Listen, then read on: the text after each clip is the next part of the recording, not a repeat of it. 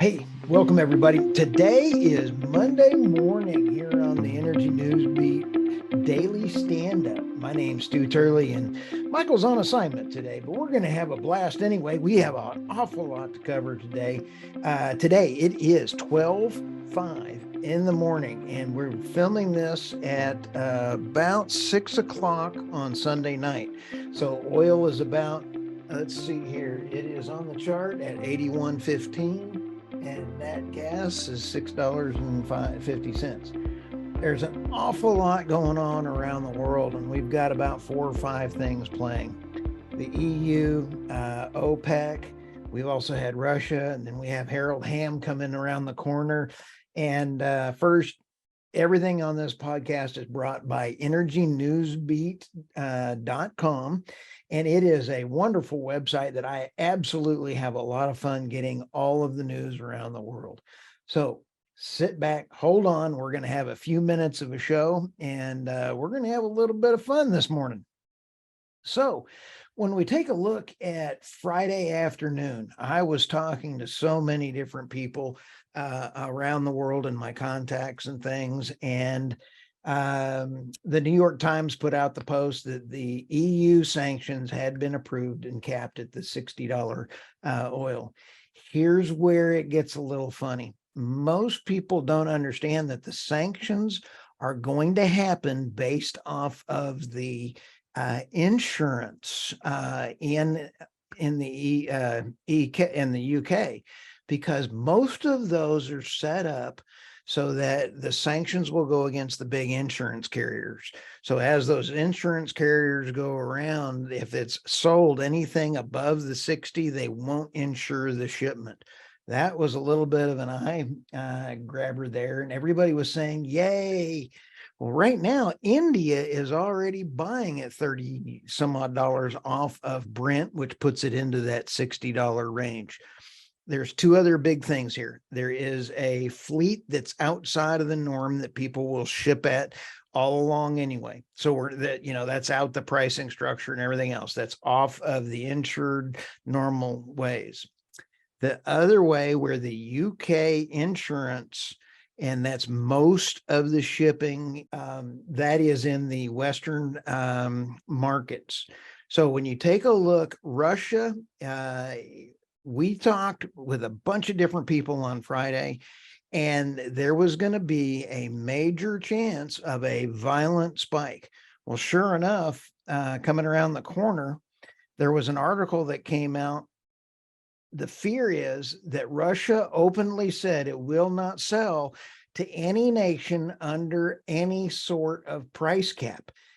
This fits into our Friday show because BRICS, China, and Russia are all moving the dollar, the oil standard, off of the dollar and moving it away. This is another thorn moving that step forward with the EU putting the price cap at 60. Russia is not going to put up with that.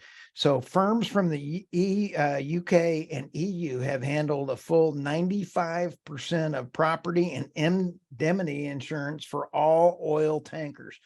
That is huge.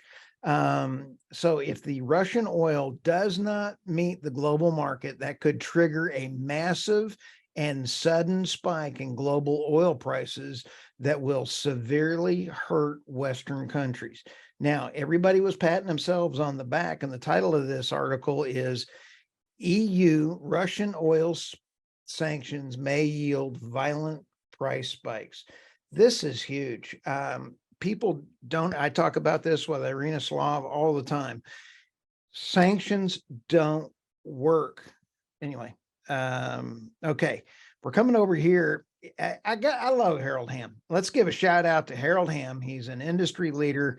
He has done everything in the entire leadership for U.S. oil and gas. Harold Hamm, this article is U.S.'s oil deal with Venezuela, saying it marked a new sign of desperation from the administration. Harold Hamm. This is from the Financial Times. And we talked about this also on Friday. And that is Venezuela, Chevron, Biden gave them 6 months. With Biden giving Chevron and Venezuela 6 months, Chevron's not real excited about this because it's going to take a minimum of 9 to 10 years to bring them back onto any volume. Would you want to put money out if you may or may not be able to get your money back in any kind of ROI in 10 years? Sorry, my credit card does not go that high, and my wife would tell me no. So when you take a look at all of that mess in there, the Biden administration, again, through its war on oil, has come back around, and they haven't thought the whole process out. And I got to love Harold Hamm for standing up for the U.S. So OPEC met. So we have the EU and the Russian price cap. OPEC met, and they said they're just going to keep their 2 million barrels of production cut flat. They're not going to do anything because they don't have to. They know that the EU movement that went in with that price cap has the potential to shoot oil prices through the moon. So why should they even take any political hit over here?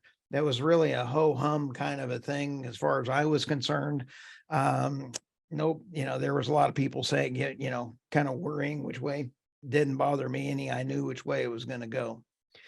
The next big article on here is Switzerland may ban EVs amid of a threat of a blackout.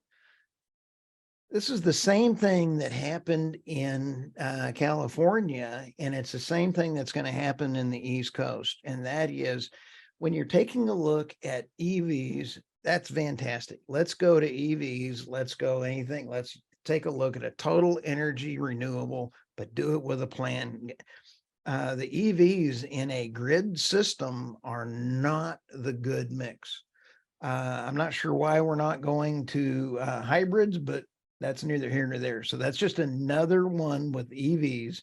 I do like EVs. And on a sidetrack, I think personally that Elon is doing really well with Twitter, but I think that he's going to have a EV slide down of people bailing out of Twitter and the EV cars. Here's where I think he's still going to do well. He's already got orders lined up for his trucks because of the ESG movement in the trucking line. You sell one truck and you sell X number of cars. So I think he is still on track to be a brilliant businessman. Hats off to Elon. Of course, he didn't call me and ask me for any business or anything.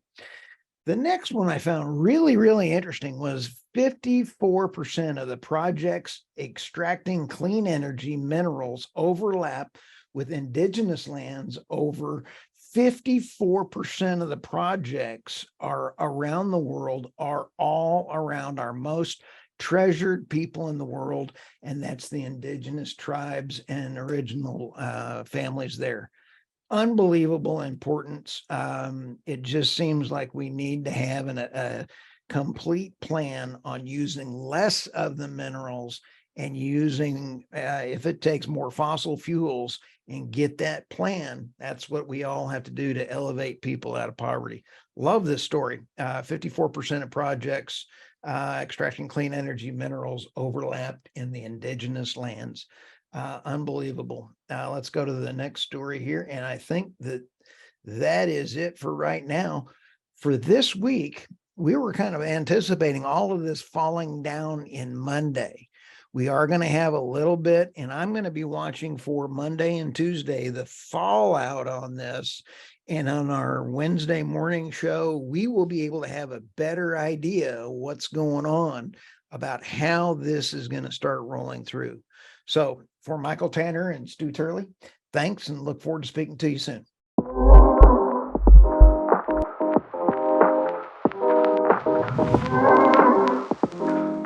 Today's episode of the Energy Newsbeat podcast is brought to you by Enverus. The energy industry faces massive challenges every day, and the events over the last 2 years have caused huge disruptions like never before. Companies in the energy industry need actionable intelligence and a single source of truth that brings all the data together. Enverus is the energy specialized technology partner that provides intelligent connections for a global energy ecosystem. Only Enverus has the analytics, people, experience, and industry scope to connect the right data and information in the right way to discover missed opportunities and deliver fast outcomes. Find out more at Enverus.com. That's ENVERUS.com.